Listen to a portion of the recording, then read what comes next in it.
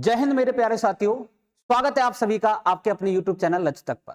मैं हूं एस सेंगर और आज फिर उपस्थित हुआ हूं। जैसा कि आप डिस्प्ले पर देख पा रहे हैं, एमपी पुलिस 2021 और 22 के नॉर्मलाइजेशन से संबंधित एक विशेष मुद्दा जो आज के डेट में बच्चों की समस्या का कारण बन रहा है। क्या नॉर्मलाइजेशन में नंबर बढ़ेंगे या नॉर्मलाइजेशन में नंबर कम होंगे?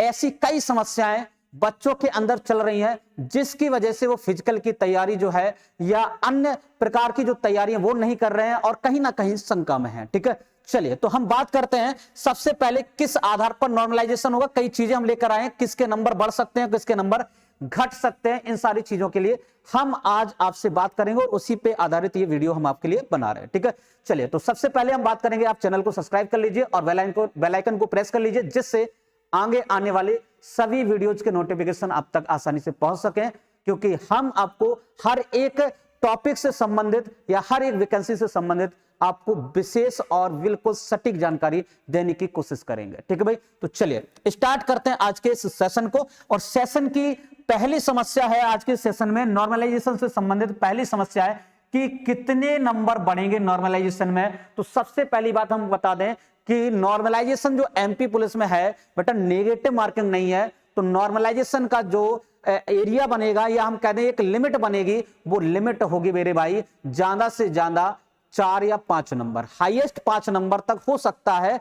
इतना नॉर्मलाइजेशन देखा गया अभी तक, या हम कह दें हमारे आधार पर 4 या 5 नंबर तक का नॉर्मलाइजेशन होता है। ठीक है, चलिए यानी कि अगर नंबर आपके बढ़ेंगे तो 4 या 5 नंबर बढ़ सकते हैं, और अगर घट भी रहे हैं तो हो सकता है कि इसी आधार पर कुछ नंबर घट भी जाएं। 2017 में जो नंबर जो थे, कई बच्चों के नंबर जो थे वो बढ़ गए थे, कई बच्चों के नंबर जो थे वो घट गए थे। तो इसका सबसे बड़ा कारण क्या है तो वो भी बताते हैं। यानी कि कहने का मतलब यह है कि किस आधार पर होगा नॉर्मलाइजेशन। तो नॉर्मलाइजेशन बेटा आपको हम बता दें कि 2 ही आधार हमारे हिसाब से हो सकते हैं। एक आधार हो सकता है, सबसे इंपॉर्टेंट आधार, वो है आपका क्या, पेपर की शिफ्ट का टफ होना और आसान होना। क्लियर ना? यानी कि कौन सा पेपर टफ आया है और कौन सा पेपर आसान आया है, चाहे वो अब डेट वाइज हो चाहे वो शिफ्ट वाइज हो। क्लियर ना? सबसे पहला मुद्दा तो यही रहेगा। अब इसके बाद देखा जाए तो हो सकता है कि आपके जो एक्यूरेसी है उसके आधार पर भी आपका कुछ नंबर नॉर्मलाइज हो जाए। ठीक है, आ रही बात समझ में? अब हम बात करते हैं कि किस किस के नंबर बढ़ेंगे। तीसरी बात ये आपके सामने रखिए, तो वो भी हम आपको बता दें कि बेटा अगर आपके पेपर जो है अन्य शिफ्टों की तुलना में टफ हैं और आपका भी वही स्कोर है जो अन्य शिफ्टों में बच्चों के स्कोर हैं, ठीक है, तो आपका जो नंबर है वो बढ़ेगा। यानी कि टफ शिफ्ट वाला पेपर का नंबर हमेशा नॉर्मलाइज होकर बढ़ते हैं। ठीक है, अब आसान शिफ्ट के नंबर जो है क्या घटेंगे, उस पे भी चर्चा करते हैं। तो बेटा आसान शिफ्ट जो है उसको एक जैसे लेवल पर लाने के लिए उसमें जाहिर सी बात है कि अगर आसान शिफ्ट होगी तो बच्चे ज्यादा नंबर लाएंगे और अच्छा एक स्कोर खड़ा करेंगे। क्लियर ना? तो उसके लिए क्या करते हैं, उसको एक लेवल बनाने के लिए वो क्या करते हैं, उसके नंबर को क्या कर देते हैं, कम कर देते हैं। और जाहिर सी बात है कि अगर पेपर आसान है तो हो सकता है कि नंबर कम हो जाएं, या हो सकता है कि नॉर्मलाइजेशन में नंबर आपके बढ़े तो, लेकिन हो सकता है टफ शिफ्ट की तुलना में बहुत कम बढ़े। क्लियर ना?